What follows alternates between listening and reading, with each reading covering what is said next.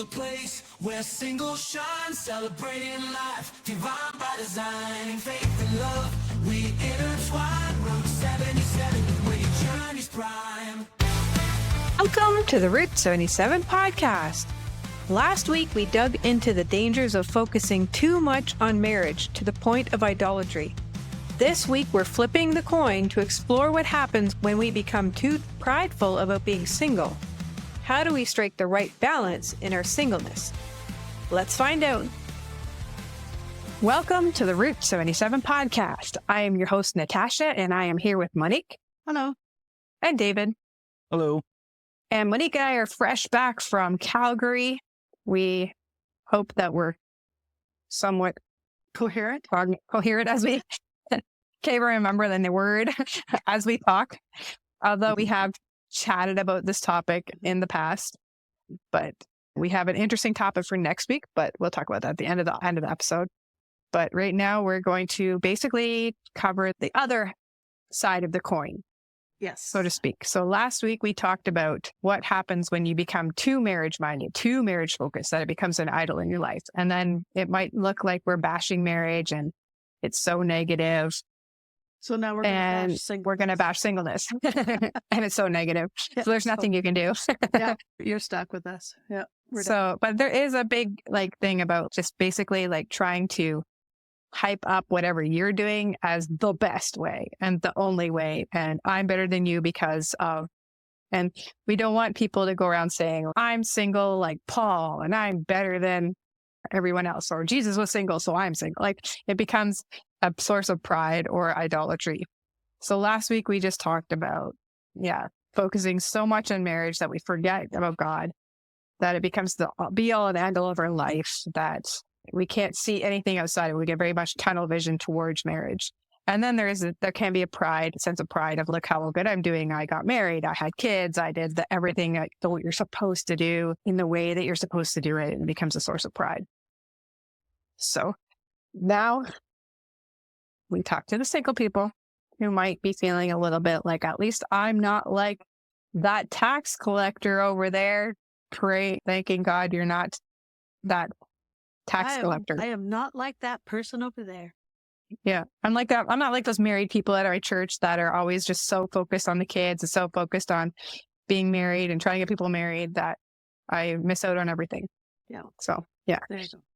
So I think a same type of thing can happen in the sense that you get tunnel vision about singleness. It happens, I think, differently, but it can become I see sometimes people when they're commenting on some of these dating sites or things that are single sites that I've been looking at on Facebook, they'll be like, why are you single? And then just as a thing for people to comment on it. And then they'll say things like, oh, I'm just I'm loving this and I don't have room for anybody else. And I don't want to have to start sharing. And it just seems not the greatest reasons why you're excited that you're single. Oh, I have actually said those things. I don't have to share my bed or the fridge or my car or my money. Cool. It is. But it can be a source of sin if it becomes your pride. Oh, man. Excuse me while I go to the church to find the priest and confess. And confess if you were Catholic. I'm not Catholic. Forgive me, Father, for I have sinned. How many Hail Marys should you do? So I think too, though, we're in a cultural moment right now where independence is highly thought of. It's pushed as, even though they push you towards relationships, it's more, it is praised. And you're you should be able to, even if you have a person or don't have a person, you should be able to be you yourself and no one else, and you should be fine. Yeah. Even if you do find somebody, you should retain your own bank account. Make sure that you don't tie yourself into a place where if you split up, you'll have to give up your stuff. Keep your stuff in there. And I've even seen where people are they're completely happy with having long-term relationships, but keeping their own lives. Yeah. Yeah. So they have their own house, they have their own job, they have their own life, but they meet up and they do dating type things and they have sex and they do all these things as a relationship. But there's not even, it's more than friends with benefits. So they'll actually call themselves significant others or boyfriend and girlfriend or like, but they're still like, but we're happy being in separate houses. That way we When- don't have to worry about having arguments and if we do have an argument, we can just go to our own places and Yeah. And we need some like a time away from each other. We have our own, it's like more than just having like, sometimes people just want a separate room in the house that's theirs and they can go and hide in their man cave or their she shed or whatever you want to call that stereotypical thing that they do. Yeah. But they're always like, they have those ideas, but then this almost takes it a step farther to be like, you shouldn't need anybody else. You just get to have somebody. You don't need that person. No. You just have them around whenever, and then you can send them home when you don't want them around. No. Or if you do get married, it's the non-committed. It's a not committed, no commitment. It honestly terrifies me because it's the one thing that you can't really live without. The emphasis that you don't need anything else or anyone else, right? Yeah. And then Christianity teaches the opposite, that you absolutely need Christ And in you need order other to people. be Yeah. and God has revived, made us, right? God has made us people of relationship, right? Yeah. Because God himself lives in community with Father, Son, Holy Spirit. They are their own community. And so they designed us to do the same and to live in community. And a lot of people, they just don't want to do that anymore. And we see it in the church when it, especially since COVID, where it's, why do I need to go to church? I have the online service. I can watch 10 online services and sing with 10 online choirs or do everything in theory that you can do, but you don't have the actual family relationship. Right. And it's just, but they try to separate that. Oh, I'm so busy. I'm tired.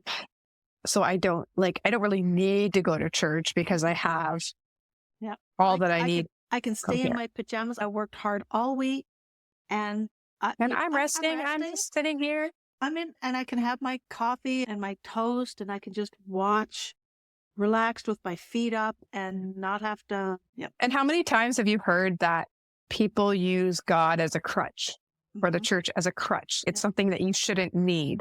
Right.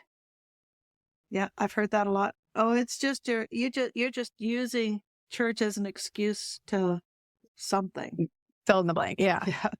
And you don't need that. You can have other things. What I find is interesting is because you actually see things like, say, the LGBTQ plus, however you work with that, but it's actually a community. It's people like that. One thing that's big about them is that they have almost like a thriving community within your identity, where they actually, I've heard them talk about how they know they can go to the other person's house. They know they can get help here. They know that they have support. And yeah, if we try to do that in like a religious sense, then we're like crazy people. Yeah. But there's just different ways. It's just because sexual identity, gender identity, sexual orientation has become like the new identifier of people. And we've talked about that in the other podcasts. It's So almost like they've become their own church. yeah, and it's become the new community of being able to, except for cis white people, they can't have a community because then it's white supremacy to have a community. And it's just, it's just like what we see, like a shift from religion being that identifier to and an acceptable source of community. Yeah.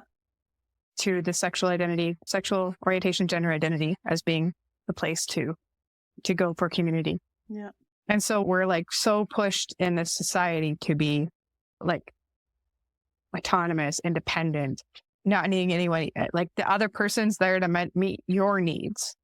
If you have the other, like a significant other, they're there to make your life better. They're there for you to have the sex. They're there for, to give you support and comfort. That's the only reason you have it. You don't need them. No. But you get the purpose that you get these things, but you don't need these things somehow. Right. And Well, then that seems odd, very odd, because then you're only targeting a subset of people who are willing to submit to that aspect. You can't have a relationship with two people who feel the same way, believe that community is what it is. Right? It just ends up with like basically leeching off each other until you can't get what you need or want. No, but if one And then you person discard thinks them that for the other somebody else. person caters, then that other person thinks the other person should cater, you don't have a relationship at all. No, No. it's just a take relationship. Then there's not really a true No. You companionship. don't of even what it you looks don't like. even have a take relationship, Monique, Yeah, because they the each two take people are from going each to other. conflict anything from each other. If a person expects, say, if I expect my partner to do everything, and then my partner expects me to do everything, nothing gets done, kind of thing, right? Yeah, almost. Yeah. Right? Although, yeah. So the people who expect that don't look for relationships in their same community. No. 90% of the time with those kind of relationships, the only thing that they're looking for is a sexual partner for a time. And then they And they can get the lovey-dovey feelings and a shoulder to cry on. Yep. Theoretically. theoretically But then if you become so attached to them that if we do break up, then you're like a mess, then you need to start being more independent. Like you shouldn't be so codependent and it shouldn't be so this and that. And again, you're trying to like work on yourself, make yourself like you don't need no man or don't need no woman or whatever. You don't need that. and not realizing that kind of relationship, even if you think it's just a casual friend thing, you will start to develop attachments, even if you don't want to admit them to yourself. And Well, what sometimes David? What people seem to do is they seem to look at what they can benefit, and then they try to mitigate the risk of emotional loss and whatever. And so what they end up doing is you separate the one thing that actually makes a relationship. Yeah. In order to have a relationship, you have to have that risk of Yeah. separation, the risk of loss. And I think this might be something that's more the younger generation, like people that's technically around David's age. Because once you get to be around my age, that kind of relationship, it almost doesn't seem to matter anymore. And now you're just more or less looking for somebody just to be a companion with. Because as we age, our bodies do change, and those kind of things just don't seem to be all that important anymore. That itch doesn't come around as frequently anymore. Even just the idea, like for myself, because I've been single now for such a long time, not because I've wanted to. There's just nobody for me to date or even be interested in. Where was I going with this? So now it just doesn't matter anymore. I just don't care anymore. I'm fine on my own because I've gotten used to it. Maybe that's what they see in their parents and those they see as mentors, is that they realize they see that kind of detachment. Yeah. Like, I wouldn't call it a detachment. You've slipped into a comfort zone where you're just To their They like see that roommates. it doesn't really matter. They actually see from their mentors and their parents that things change and it doesn't really matter. So what they do is to combat this is that when they're young, I believe, is that they just say that independence is better over this, so that they don't have to deal with that kind of thing in the future. Mhm. And so it's really important that also what happens too, we saw what happened with the Catholic Church. Again, there's a whole history of why it came about, but then they put so much emphasis on celibacy and singleness that it did become like a god to them. Like they see that as a higher level of holiness. You get married and you have kids and you have sex because you're not quite as holy. You don't quite have what it takes, but it's okay. But the people who are like really, truly holy can come up. It's not even that they have the gift of celibacy in the sense that a lot of people talk about it. You just don't have that desire for sex. It has more to do with the fact that you're able to deny yourself that successfully. That's what makes you more holy in that sense, that you can overcome it's the asceticism. You overcome your physical needs and your physical body and your physical desires because you're more holy, like you're more spiritual. Again, like the body is evil, the spirit is good. That's the dichotomy. And we have to be careful that we don't just say things like, I don't need nobody, or I'm more spiritual because I can control my temptations. I don't need to do this. I'm better Christian than you. Or the fact that like sometimes what happens is like you just got so hyper. I don't want to share. I don't want to do what it would require of me to be the biblical husband or biblical wife. I don't want to sacrifice. I don't want to love sacrificially. Because it puts me out of my comfort zone. I'm used to having things so good in a sense. Not that marriage is all bad, like it's all horrible and you're just like sacrificing yourself all over the place and like it's the most horrible thing ever. But it's just that you get to yourself to the point where you're just like, I don't like if you're so, you don't ever have to give of yourself to anyone else. Like you can get to that point. Yeah. And I think that's why it's sometimes good that even if you're single, that you actually live with somebody else. Like Monique and I living together, David, you have your roommate. Like it helps you to not get so self-absorbed that no one else matters and you don't want anybody. That's why you see some of these old people stereotypes where they're like crabby and don't want anybody in their backyard, blah, blah, blah. Because it's basically they've made their bubble so small, they want nothing to ripple anything in that.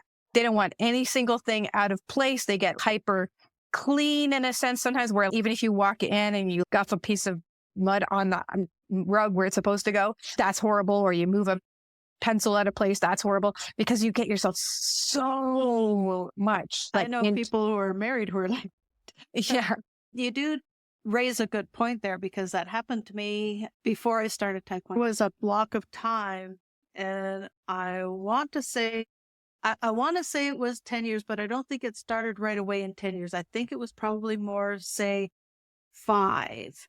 In 2012, I had to have an operation that basically negated me ever having kids again. It was an important one that I needed to have for a lot of medical reasons.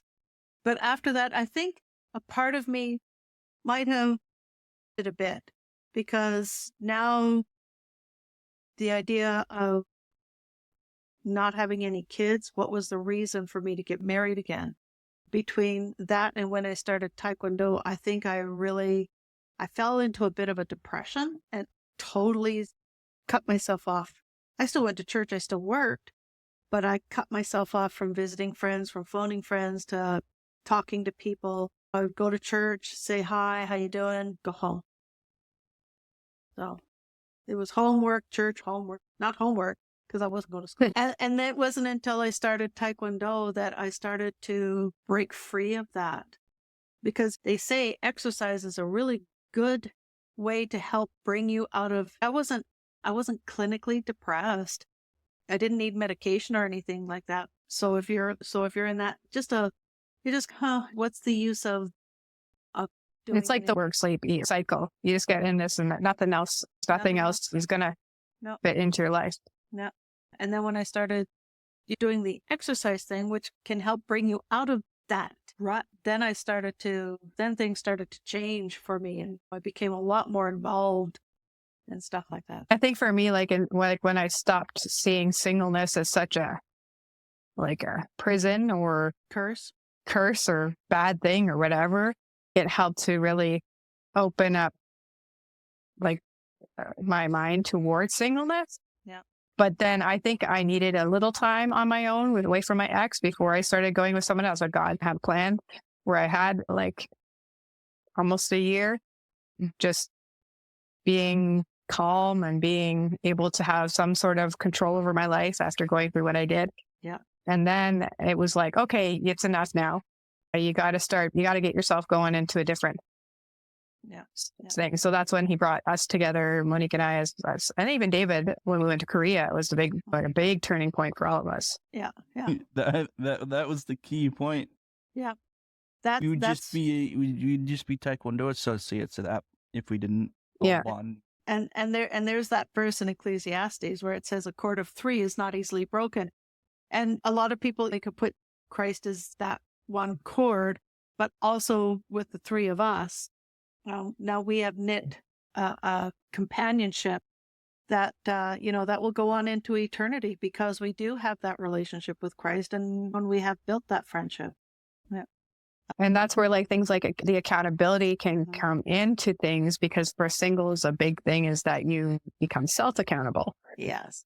And that's it. And when you're in a marriage relationship or a romantic relationship, you usually start to think about what the other person needs or wants. And you have to discuss big purchases, or you have to Healthy like big change in a healthy relationship. Yeah. When kids come along, you start thinking about them. But when you're single and you're on your own, then you just can be like, I'm going to do this and I'm not going to do that. And I'm going to do this. And then there's no sort of like accountability in the sense of needing to or having someone there to talk about these things. Like Monique and I talk about a lot of stuff together, and everything from if we had a bad day to our finances to things, and even like getting pets. And Monique's like, no more pets. And I'm like, oh, please. Just no more big dogs. No more big dogs. One big dog. Poor Zeus. If you got another dog, you would be spending all your time with him, and then poor Zeus would be like, nobody This would be like, so sad. Nobody loves me. So, but that is something that happens when you isolate yourself from the rest of society, or from companionship, or from friends. If you just do that work, school, work, home, work, church, whatever, you become, like you say, you become so self-reliant that if you do run into trouble, you believe you're the only one who can fix it. If you do have a problem, you don't know where to turn for help, and sometimes that can, that can weigh upon you, and then you got other problems start happening, and then it just, my life is spiraling out of control, and I can't go to anybody for help. So then you start self-medicating. Yeah. I've seen that happen too. Yeah. And even like things like when we have, like, say you or I have an issue at work or something that we're really frustrated with, like how many times you get in a cycle of having massive conversations in your head, and they just go wonky ways, but they never come out even, like you never do anything about it. But then if we actually talk about those things with each other, like a lot of times it's just a sounding board, but getting it out in the open in a sense of verbally saying these things, that's how I actually did something. Like when it came to, I actually emailed HR with my other job one time when I was having an issue, but that's because I actually had a conversation and got it out of my head instead of just stewing on it and having these internal conversations. And it wasn't Monique going, yes, you need to do this. It was just being able to bounce it off. Yeah. Do you know the concept of the rubber ducky? The rubber ducky. All I can think of right now is the Sesame Street song now. Okay, yeah, I know, right? So in programming, what programmers do, and I actually have a rubber ducky on my top of my computer. So when we have a problem or we can't figure out a solution to something, we talk out loud to the rubber ducky. And that kind of, because that's what you guys reminded me of, is that you guys are the rubber duckies for each other. When you have a problem with work, you talk to, right? And it works. Yeah. And I never thought that I was a person who suffered from anxiety attacks. But when we first moved into the house and trying to figure things out and stuff, there were a couple of times where I was just like, am I dying? My heart just doesn't want to relax, and I can't relax, and I'm freaking out and stuff like that. And then realizing that I was actually feeling anxious about something. I don't know what. But just talking it out and sharing that, what are you feeling anxious about? What do you think? Where do you think it's coming from? And just having somebody to help to direct your thoughts. And I'm not sure. And 90% of the time, it was because of finances and having a job that doesn't pay you a whole heck of a lot, and finding that you've got more month than money. And it's just like, this is not helping. So, and understanding that when we do run into a financial bind, that we can adjust to help each other out so that we're not having to suffer so much. And then we tend to have similar thoughts. And God moves us in the same direction, nudges us both at the same time. And then we say, like one of us says it out loud. And I was thinking that too, just even renting out the bedroom and just like things like that. Singing the Sesame rubber ducky stuff. Yeah, the rubber ducky. It's all in our thing. We're all the same. Don't do it. Don't do it. Don't do it. Yeah. But yeah, so like accountability is important to have in your life. Yeah. And if you focus so much on being single to the detriment of anything outside of you relationship wise, that it's always kept at arm's length, then you will never have that. Yeah. You won't you'll keep your family at arm's length. You'll keep your friends at arm's length. all these things because you're like wrapped up in your little bubble in your house and you're like, I don't need nobody. Yeah. But the thing is, we do need people. We're always told to talk to one each other so we can lift each other up in prayer, so that we're told to be a good friend by saying the truth to people, even if that's hard. And all those things, we can't do that if you're keeping yourself in a bubble. People can't tell you the hard things when you need to hear it, and they can't tell you the good things when when you're not expecting it. You can't have a fulfilled life without that relationship with other people, and it doesn't have to be romantic. And we talked a little bit about this, but how if we go so independent, we lead to the isolation, like Monique has talked about with her life, becoming a hermit. And like I said, there's a stereotype out there of the old cat lady or the grumpy old man, of where like you just stay in your house, you barely ever go out, you crack the window, get out of my lawn, and all that type of things. You're barely, and you can become them. Like, it's a stereotype because it's somewhat true in a sense when people get so, and it's usually because they've been long-term single people. Yeah. It's not because they were married and they became that together. No, they were long-term single and shut themselves up in their homes and never had anybody come over, never went to go visit anybody, never called anybody, never answered the phone when people called them. So these are... And I think it usually doesn't, it's not like it happens overnight. No, it doesn't. And it wasn't until I had friends start pointing it out to me that I started to realize what I was doing. Thankfully, I didn't get to the grumpy person. I was quite content in my singleness, but I wasn't leaving myself open to possible relationship changes or to and disruptions to your life. I didn't want that. I didn't want any disruptions in my life. I was quite content to do my own thing and have nobody bother me. And that's not a good place to be, because then you do become the crazy cat lady. Or you had one. That would only affect. That would. How do I word this? Actually, you know where I was. There's that scenario works if you have friends. I feel like there's moments where you have the elderly who maybe have went through traumas or they're old enough where all their family and all their friends have just passed away and they simply have no one left anymore. My dad is in that position now. Talking. Well, he has. Yeah. My dad has now gotten to the stage with his Alzheimer's where he has to go into extended care. And talking with his wife, and she says, you know what, the really sad thing is that all of Dad's friends that he had have all now passed away. So she said, for his funeral, it's just really going to be us and the kids, because everybody else is already gone. And that is very sad. And that is something that happens as you get older, is that you watch your friends go before you and then you're the last one left. And that's a very sad place to be. And I think that's why the Bible talks about widows and those who are older women are supposed to mentor and be there for the younger women. And I think men is the same thing. You're supposed to mentor and be there for the younger men. And for the that way, people don't neglect the elderly. And don't push them away like they don't know anything. Yeah, exactly. Yeah. And we have a very big thing. We talk about like Gen Z, the boomers, the millennials, and we actually like cordon off people to their generation and be like, we can't interact with one another without it being a negative thing, because it's like the millennials don't understand, the boomers and the Gen Xers don't understand whatever the new one is, and the alphas or whatever they call them.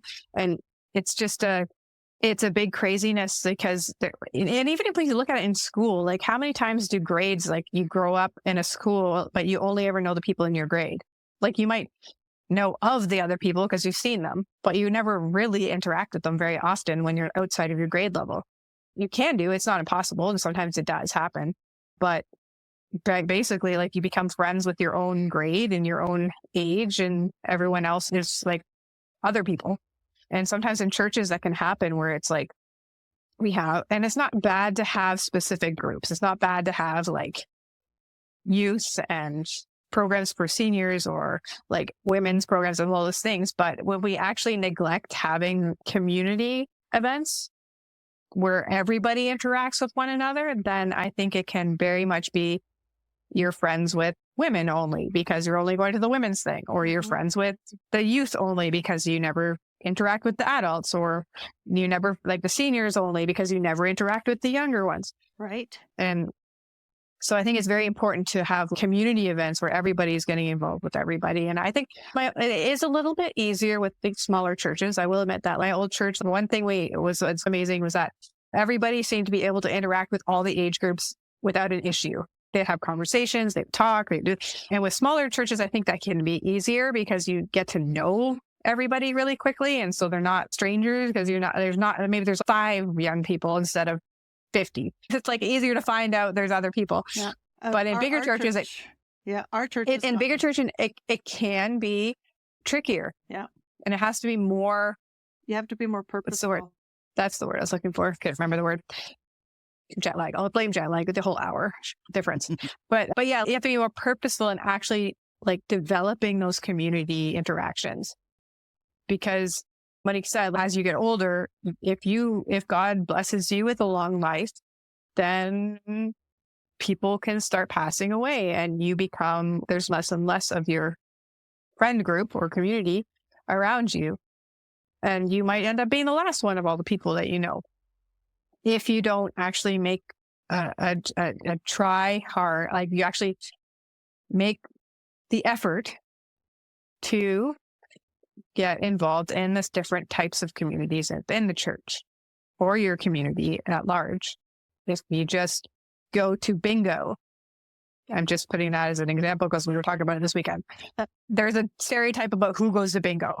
But if you say you only do that, then you're not, you missing out on maybe something else that you could do as well, or other groups that you can get involved with. Right. And so I think it's good if we actually look out there because there's things you can do for free. You don't have to be like, oh, I don't have money to do X, Y, and Z. There's things that they can do for free. There's lots of groups, and it doesn't have to just be at the senior center or church youth or whatever it is that can isolate you. Because I don't think when it talks about God, family being at all different parts of the body, we can't just send the eyes over there and send the ears over there and send the legs over there and never have them interact with one another. It would be a really weird body. Yeah. That's just my thoughts on that. So we've talked a lot about the negatives. It's so negative. It's so negative. Okay. So how do we actually be single in a godly way that doesn't diminish singleness, but doesn't create an idol out of it or a thing of pride? And I think we need to see, again, that singleness is a gift that is unique from marriage, that it has its own unique things that come with it that are separate from marriage. In marriage, you get some things, and singleness, you get some things. So to understand it, yeah, having alone time is fine. Having the ability to have independence from other things is fine. Mm-hmm. As long as having financial independence is fine. Like having time independence is fine. I think you also have to be careful about overfilling your days too, to the point where you're just not even thinking about that you're single because you're just too busy and too tired at the end of the day. Yep. And if why you're doing it is because you're trying not to think about it, that's definitely a bad thing. Yeah. But sometimes as a single person, it is still idolatry because you're doing it for a different reason for the same purpose. You're just trying to, if I don't think about being single, then I won't be saddened by it or depressed by it. Exactly. Yeah. But we do have, and you don't have to just volunteer at a church. We see, how many times have we see Jesus going off on his own, praying, talking to God, like having time to himself, resting, things like that. So he actually purposely takes time away to be with his Father, to pray, to be with his close disciples, like his friends, the close friends away from the multitudes. Yeah, like the thousands and thousands. Think about this. He was followed by thousands of people for a reason. But there's also the getting away for a time, but also doing other things. And there are other, like you mentioned the meetups. Yeah, meetup.com. Yeah, where you can join activities with other like-minded people. Volunteering at the church is great if you've got the aptitude for what they need volunteers for, but not everybody. Just because they need a Sunday school teacher doesn't mean you have the ability to teach Sunday school. And No. don't stress yourself out thinking that's something you have to do. There are I other mean, for my things. case, I basically work every Sunday, so I can't make a specific commitment to it No. at the moment. I would like to eventually, but right now, Yeah. it just doesn't work. And I do greeter because saying hello and shaking hands is something I don't mind doing that. And then, of course, I like technology and I like taking pictures. So sitting me in behind a camera is something that I actually quite enjoy doing that. There are things that you can do based upon what you like to do. But if it's something you don't like to, don't make yourself and don't force yourself and don't overdo it by volunteering for everything because they need lots of help. But Yeah. there are And other- I can have a problem of time wasting. yeah. Like when I don't have both jobs going, when I'm not going 1,000 miles an hour, I can be like, oh, I just need to rest. It's been really busy. I just need to rest. But then those rest times like start to add up. Instead of it just being like a day or two, it's, oh, the entire week goes by where I'm not doing anything except taekwondo. It's just, I had the entire morning. I could have been doing stuff. So now I'm trying to be more purposeful about spending it on the ministry. I have the time. So I'm trying to learn about social media, doing more stuff that way. But it's just, I have to be careful because as a single person, you don't have that accountability all the time. No, But it's not going to be on my case going, you should be doing something. It's not her job. No, I'm not your police. No. And then you're like, so what did you do today? I played my game and then I napped and then I went to taekwondo. It's just like what happened to all the hours. A nap. I needed a nap for my nap. Yeah, I pretty much. Sometimes I get up late and then I play my game for a little bit and I fall back to sleep and I'm like, I don't need that much sleep. Yeah. And one of the things that I want to do, and I'm really hoping that I can do that this coming weekend, because this weekend was a wash because we weren't even here. We were in Calgary. We had to visit our respective family members for various reasons. And so now, like literally before we started recording, we walked in the door. Yeah. And so, and it's already, 9:30? Just to give you a little bit of at night, just to give you a little bit of Or window into. Yeah, just as to what this weekend entailed for us. But I got a whole heck of a lot of ideas from my mom for what to do for decorations for Christmas coming up. And it's really hard to but now that I'm only doing one job again, I'm really hoping that this weekend I can get outside and clean up a lot of the plant boxes and stuff that I never got to do last year because I was working 6 days a week. Yeah. Mm-hmm. Oof. Yeah. I didn't realize how brutal it was until all of a sudden it ended. And I'm just like, all of a sudden I feel a little bit more relaxed. So you do have to be careful about overextending yourself like that. And I think God's not asking us to do that in a sense. Like he knows that we need to work, we need to have money to live. Yeah. And we need to be wise with the money that we have and earn. But also like when we start to overemphasize that, like I tell Monique, like Monique knows this, but last year I made more money than I ever had before. And I'm still in debt more than I ever have before. Obviously it wasn't because, not that I was making millions or anything, but just more than I am now.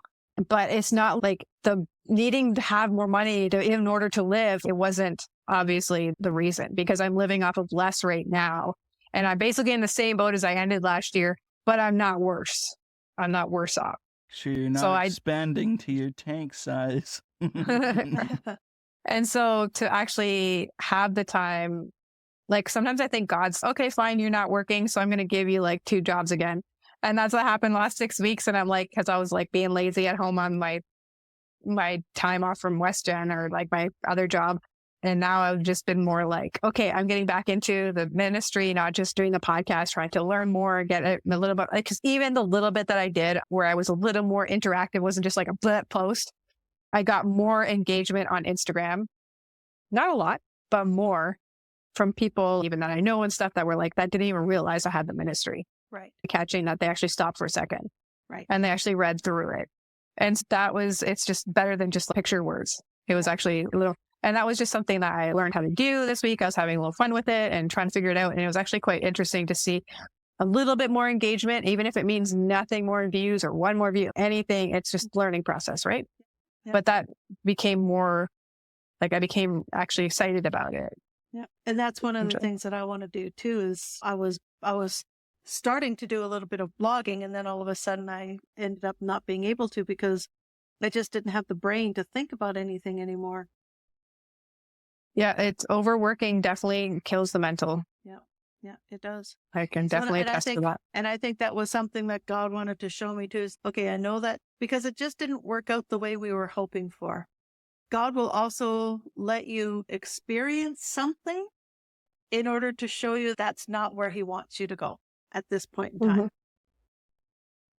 I think. It also might push you in a direction you may not have gone otherwise, like hit you out of your rut. Yeah. And then you realize that there's other things out there. Yeah.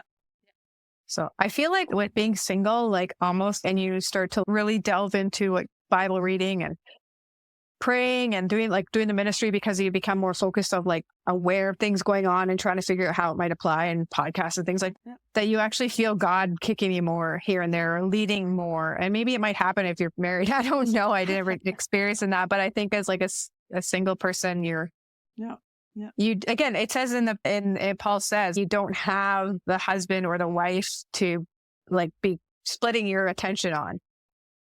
And so when you're actually focusing, and if you're working 2 jobs and you're working all the time, then you're almost splitting your attention. But then when you actually calm down for a bit, there's actually a lot more God leading than we realize, I think. Yeah. So definitely alone time and calmness and not having stuff 24/7, like bombarding us, definitely can like it's definitely a good thing. Even married people should be doing this, like having their downtime and alone time and quiet time. It's hard to find, but as a single person, you have to be aware that you can fall into that too much, like it too much, where you start locking other people out of your life. And that's not a good thing. No. Yeah. So I think basically just to recap on how to use your singleness in a positive way, in a sense of it being what God wants it, intends it to be, is that you do have your quiet alone time. You do have your independence of time and money usually, and all these things.